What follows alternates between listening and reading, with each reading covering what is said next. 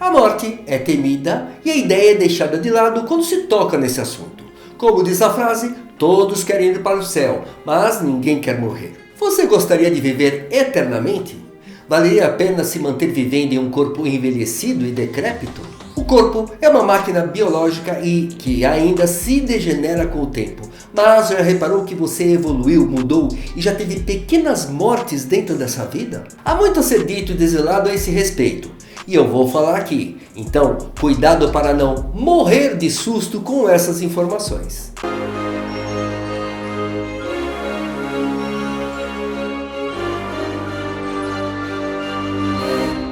O assunto é tabu para um grande número de pessoas que nem gostam de falar do assunto, mas é importante entender mais sobre esse tabu da morte. E veja que tudo começou quando descreveram através de ensinamentos que há um céu e um inferno, uma crença que foi colocada e instalada e que ainda não foi retirada. E esse ensinamento tem sido perpetuado há milhares de anos e foi passada de geração em geração e poucos, muitos poucos se atreveram a discutir esse assunto abertamente. Inclusive, há quem imagine que tudo que existe é apenas esta vida e quando acabar, acabou tudo e pronto. Mas foi justamente aí que veio a doutrina espírita, que considera a vida após a morte e vários conceitos de como isso tudo funciona.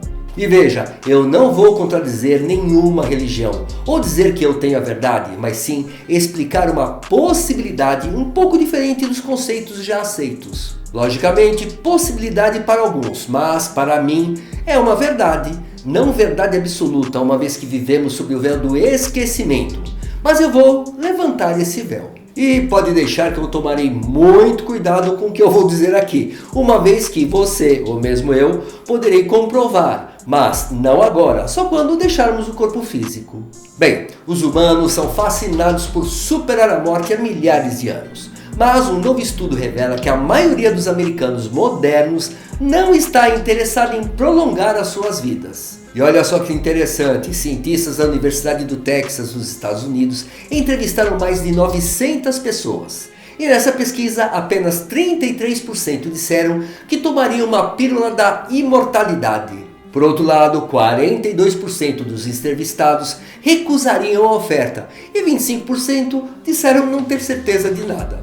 Então, para entrar numa explicação mais profunda, eu quero dividir a nossa vida em 3 partes. Primeiro, o avatar, o corpo, depois a mente e a consciência, que alguns chamam de alma. Bem, esse é um conceito que muitos aceitam, mas nem todos. Olha, o corpo é finito e a mente vai junto com ele, mas a alma, ou como eu chamo de consciência, ela é imortal. Independente da sua crença, ou seja, no que você acredita, na minha concepção, a consciência é eterna e assim ela é imortal.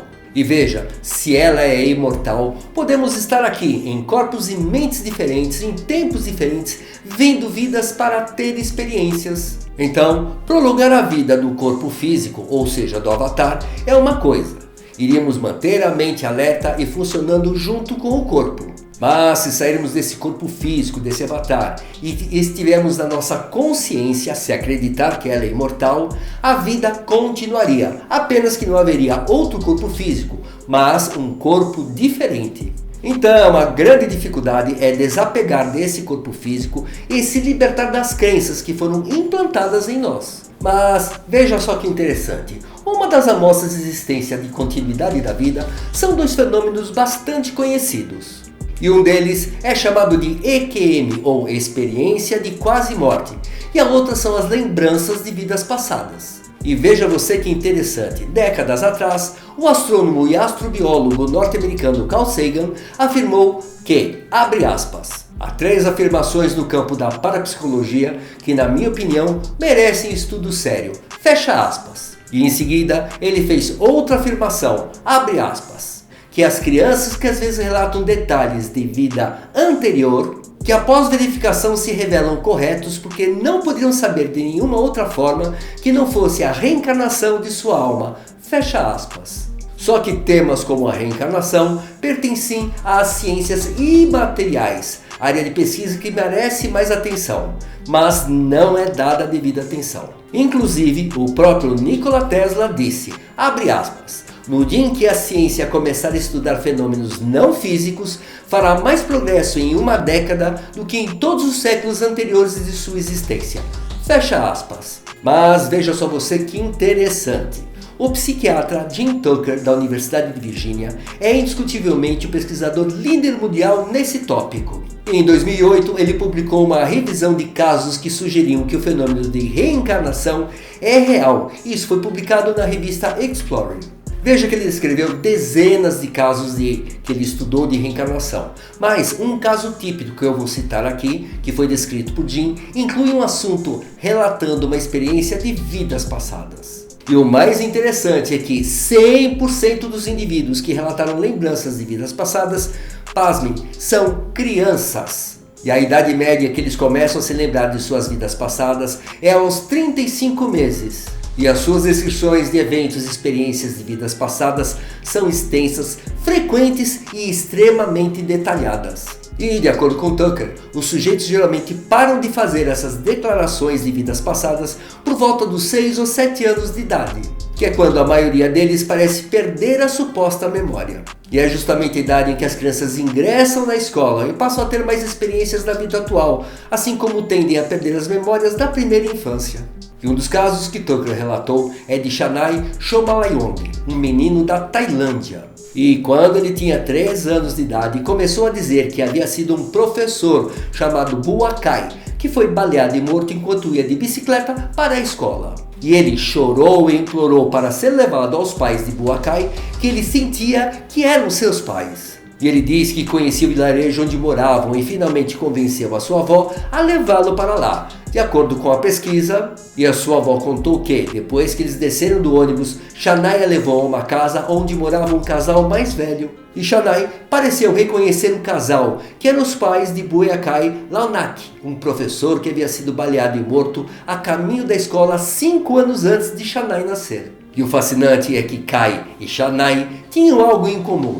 E veja só, Kai havia sido baleado pelas costas e Chanai nasceu com 2 marcas de nascença, uma pequena e redonda na parte de trás da cabeça e outra maior de formato irregular na frente. Veja que isso é uma das histórias de outras dezenas de casos relatados por Tucker em seus estudos sobre o assunto. Mas além dessas experiências de crianças que lembram de suas vidas passadas, há os casos de EQM que são bastante relatados. E para explicar melhor, as chamadas experiências de quase morte ou EQMs ocorrem quando um paciente em morte clínica ou próximo desse estado é reanimado e ele passa a ter lembranças desse período.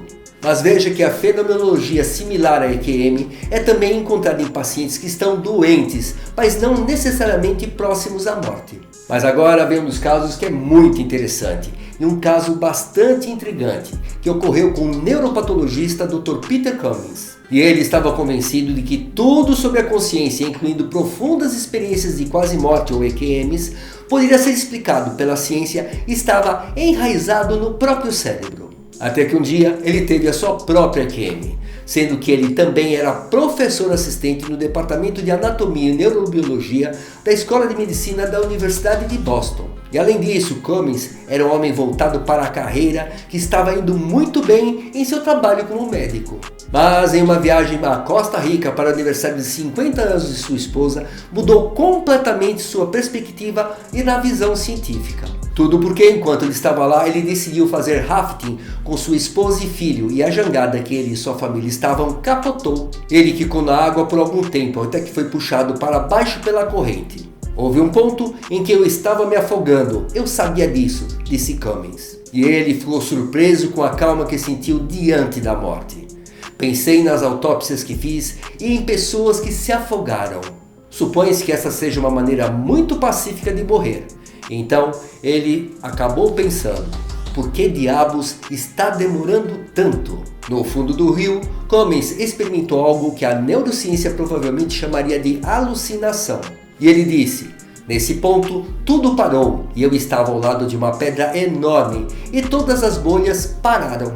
E eu movi minha mão pelas bolhas e todas elas meio que se moveram em volta da minha mão de uma forma muito estranha. E então havia uma luz brilhante, disse ele. E então ele sentiu uma incrível sensação de amor. Ele ouviu uma voz alta ainda falar com ele. E ele ainda contou: fiquei muito emocionado não porque é perturbador, mas porque estou naquele momento daquela beleza. E eu vou fazer agora um comentário meu. Eu acredito que o pós-morte não é ruim para quem vai, mas sim para quem fica, que sofrerá com a perda. Bom, vamos continuar o caso. Lembra que eu falei que ele viu uma voz? Mas veja bem, de alguma forma, ele também sabia que sua esposa e filho haviam sido retirados da água. Eles realmente estavam bem, então seu cérebro científico entrou na conversa. E ele comentou: olha, você está apenas hipóxico, prenda a respiração, você tem que bater seu recorde.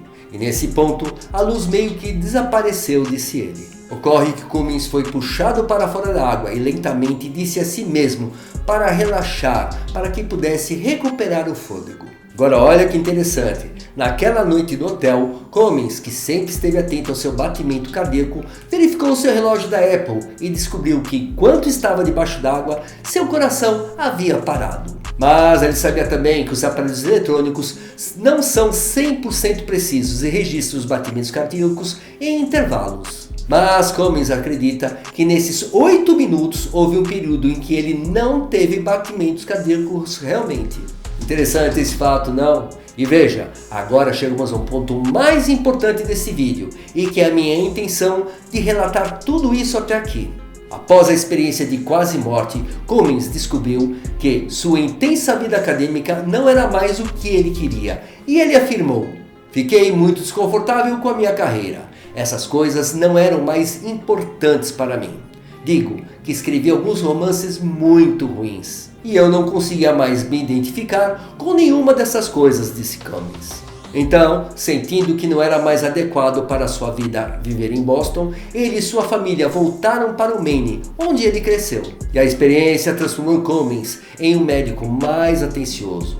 E como patologista, ele conversou com muitos familiares do falecido que ele examinava. E a pergunta número 1 que sempre fazem é: eles sofreram?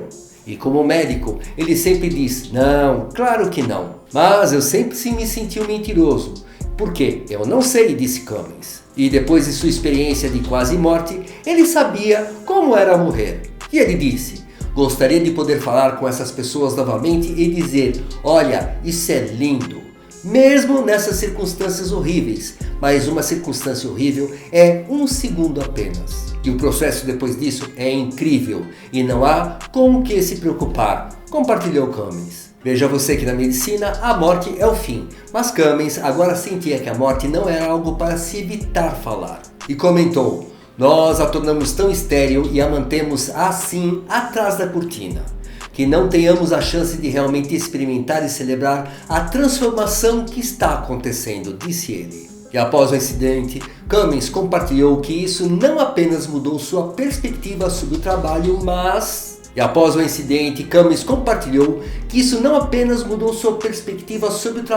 mas realmente me ajudou a entender quem eu sou como marido e pai, e ainda meu lugar como humano nesse planeta. Bom, veja que eu, Acácio, adorei essa afirmação dele, e com esses relatos de encarnação e DQM, ainda há quem diga que tudo acaba aqui e pronto. Mas há quem dita que não acredita em reencarnação. E tudo bem, se a gente considerar apenas o avatar no corpo, realmente ele é finito e frágil. Mas se considerarmos que somos muito mais que isso, que somos uma consciência, a perspectiva muda completamente. Então veja só, a consciência ou alma é aquela que testemunha a vida e que mantém junto todas as experiências que passa pelas inúmeras vidas nesse planeta Terra e quem sabe até vidas em outros planetas. E veja que essa consciência é imortal e por isso ela é eterna, uma vez que somos um fractal do Criador primordial, experienciando a vida nesse planeta em vários corpos físicos. Veja você, vidas em tempos diferentes, locais diferentes, em várias partes do nosso planeta. Mas muito mais que isso, experimentamos sexos, cores e as mais variadas possibilidades de ser. Então, em cada vida podemos experienciar sermos heróis e vilões, bons e maus, viver em países calmos ou países conturbados por conflitos e em comunidades calmas ou agitadas. E tudo isso pela experiência de vidas diferentes e com sentimentos e emoções diferentes também. E veja só, na minha concepção, não há castigo, não há dívidas a se pagar, apenas para experienciar. Então, desta visão e das experiências que eu citei para você, a decisão como viverá sua vida agora em diante depende de você, é sua decisão. E agora eu quero levantar um questionamento que eu acho bastante interessante. Eu vou falar de você. Olha, de 10 ou 20 anos atrás, você não é mais o mesmo, a mesma. Parece que até teve uma reencarnação em vida de tanto que você mudou nos últimos anos. E se você reparar e perceber, é como se você tivesse uma outra vida dentro dessa vida. E tudo isso pelas experiências que viveu e as emoções que você sentiu. E veja, sua vida pode ter mudado tanto que não é o mesmo de antes. Como se você tivesse uma nova vida ou reencarnado em vida, um novo ser vivente e diferente, completamente diferente do anterior. Já sentiu isso em algum momento? Então veja, está na hora de olhar a sua vida, a nossa vida, de forma mais consciente e percebermos que os tempos estão se acelerando. E com essa aceleração, estamos vivendo momentos que podem alterar nosso modo de vida como sempre vivemos e conhecemos. E nesse momento de mudanças e desafios, vai ajudar se entendermos que não há morte e sim vida após essa vida, contínua, incessante e mais vibrante. E veja você, dizem as boas línguas que essa nossa experiência no planeta Terra é desejada por seres de outros orbes dimensionais, pelas experiências que a Terra proporciona. Eu imagino que estar nesse planeta é como se estudássemos em uma das universidades mais famosas, mais difíceis e desafiadoras do mundo. Universidades essas que formaram os mais renomados e experientes cientistas da atualidade. Veja que o que eu vou falar agora é apenas uma alegoria minha, por favor, tá? Alegoria. Uma alegoria de que quando não estivermos mais aqui como Avatar e encontrarmos outros fractais depois dessa vida em outros orbes dimensionais e perguntarem para nós em qual escola nos formamos, falaremos que experienciamos a vida no planeta Terra. E eu tenho certeza que haverá uma comoção e seremos chamados de corajosos. Bem, eu não preciso nem dizer o que pensarão se ainda falarmos que passamos na Terra e vivemos no Brasil. E eu acho que seremos considerados como um Albert Einstein naquela dimensão, pelas experiências que tivemos desse lado do mundo.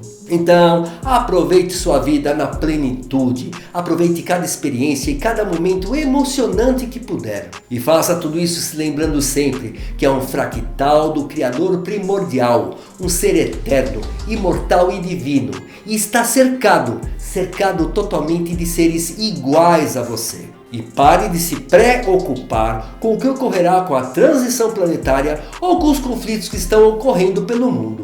Ocupe-se em ser sempre o melhor você em qualquer situação e viva com ética, empatia e respeito a todos os outros fractais do Criador que te cercam. E não se ocupe com o depois, viva a sua vida aqui e agora. Cumpra sua missão de estar aqui como você mesmo ou mesma e deixe o mundo melhor do que quando chegou aqui. Um grande abraço, de sucesso, presença e até o próximo vídeo.